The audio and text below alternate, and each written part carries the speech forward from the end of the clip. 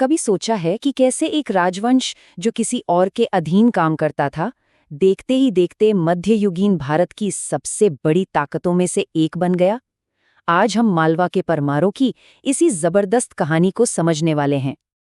जी हाँ, बात हो रही है परमार राजवंश की। ये वो शासक थे जिन्होंने ना सिर्फ एक मजबूत साम्राज्य खड़ा किया, बल्कि उन्होंने ये तब कर दिखाया जब उस दौर का एक बड़ा साम्राज्य, प्रतिहार साम्राज्य, बिखर रहा था।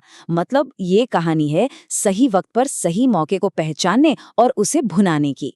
तो असल सवाल यही उठता है, आखिर कैसे एक राजवंश जो किसी और के मातहत था, अपने पैरों पर खड़ा होकर एक आजाद साम्राज्य बना पाया?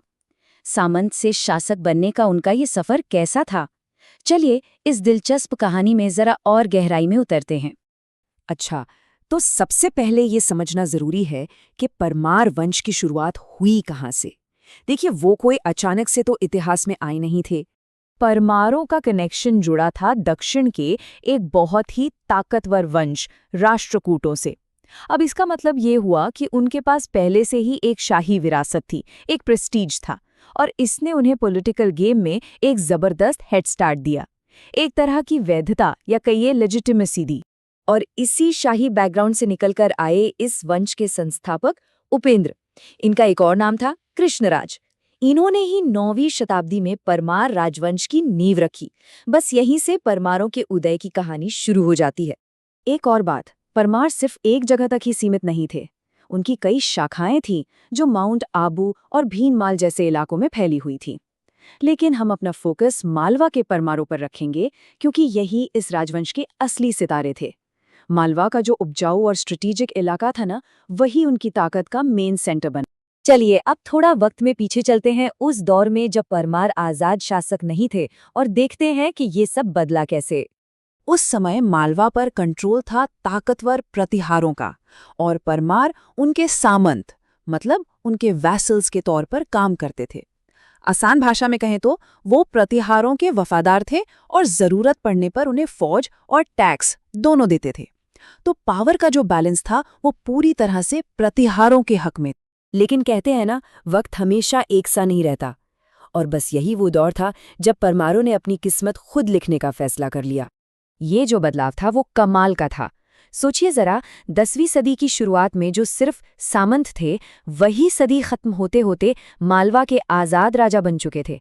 मतलब एक ही पीढ़ी के अंदर पावर का इतना बड़ा शिफ्ट, ये उनकी राजनीतिक समझ को साफ दिखाता है।